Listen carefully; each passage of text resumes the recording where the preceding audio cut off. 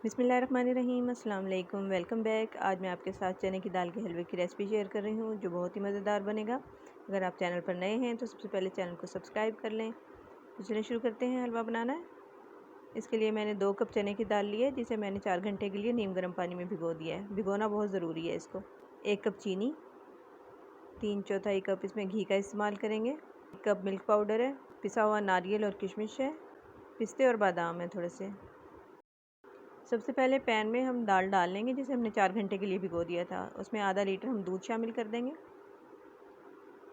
और चूल्हे पर रख देंगे इसको पकने के लिए।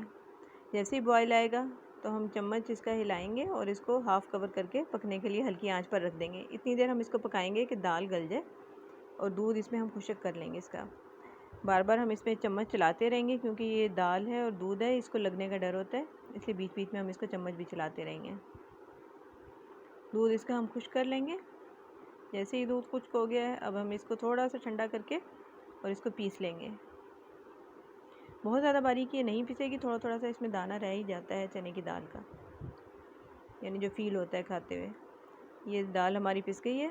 अब हम इसका बाकी प्रोसेस स्टार्ट करते हैं। पैन रखेंगे, उसमें घी डालेंगे। घी हमने एकदम सारा नहीं डालना, थोड़ा थोड़ा करके हम टाइम टू टाइम ऐड करते रहेंगे इसमें। और चने की दाल जो हमने पीसी है वो इसमें डाल के हम इसको भून लेंगे।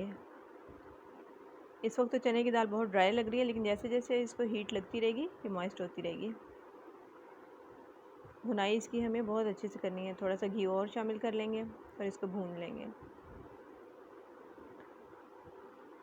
हलवा खा के तो जान बाद में आनी है, पहले हलवा बनाने के लिए जान चाहिए, क्योंकि हमें इसमें लगातार चम्मच हिलाना पड़ेगा।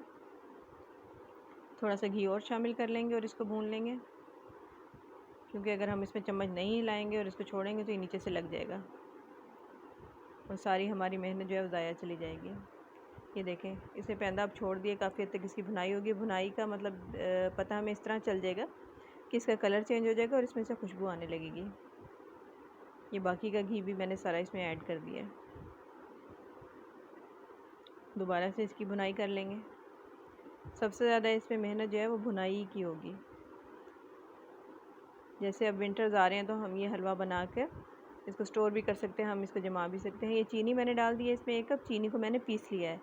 पीसने का मकसद ये है कि हमारा काम थोड़ा सा आसान हो जाए और टाइम की बचत हो जाए, वरना अगर हम दानेदार चीनी डाल देंगे तो वो उसका दाना घुलने में बहुत टाइम लग जाएगा और वो बहुत ज़्यादा मेहनत लगेगी उसमें। तो चीनी को पीस के हम ऐड कर लेंगे। चीनी डालने से ये दोबारा से थोड़ा सा मॉइस्ट हो जाएगा, तो इसको अच्छे से हम दोबारा से भून लेंगे।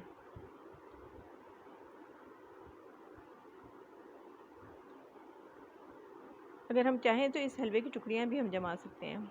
ये मिल्क पाउडर मैंने शामिल कर दिया है, यानी जब हलवा तैयार हो जाएगा तो हम किसी पैन को ग्रीस करके उसमें इसको जमा देंगे और थोड़ा ठंडा होने पर काट के हम इसको काफ़ी लंबे टाइम के लिए स्टोर भी कर सकते हैं।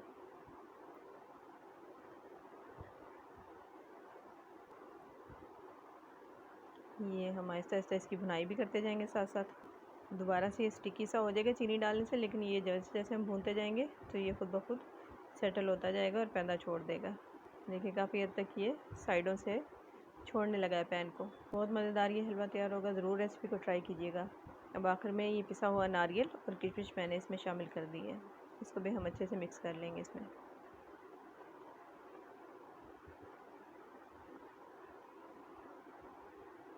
हलवा जो है वो ऑलमोस्ट तैयार हो गया है। भुनाई भी इसकी कंप्लीट हो गई। देखें ये सारा हलवा इकट्ठा हो गया एक जगह, यही इसकी निशानी है तैयार होने की। अब डिश आउट कर लेंगे।